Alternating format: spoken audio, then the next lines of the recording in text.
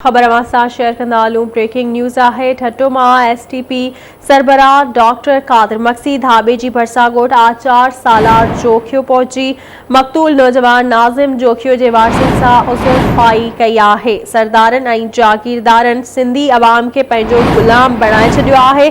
Doctor कादिर मक्सी जो चवणु आहे त हितां जा वॾेरा ऐं सरदार कोहिस्तान थर ऐं सामूंडी पट्टी के पंहिंजी जागीर समझनि था।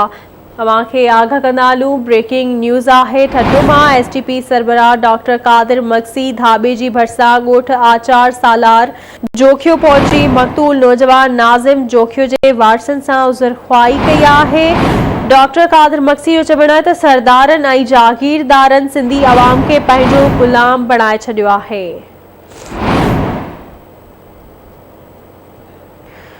तफ़सील मालूम कंदासीं। ठट्टो मां रशीद जाखरो खां। जी रशीद अपडेट कजो।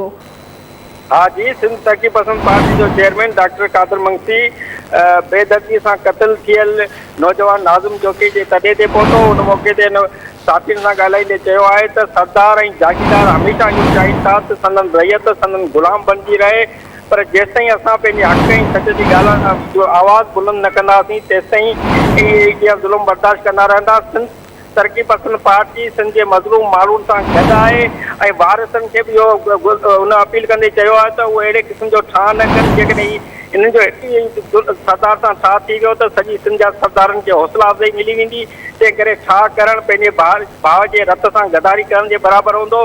बाक़ी सिंध तरक्की पसंद पार्टी केटी बंदर खां कश्मीर ताईं मज़लूम माण्हुनि सां गॾु रहंदी। जी महिरबानी अवां जी आगाह करण लाइ।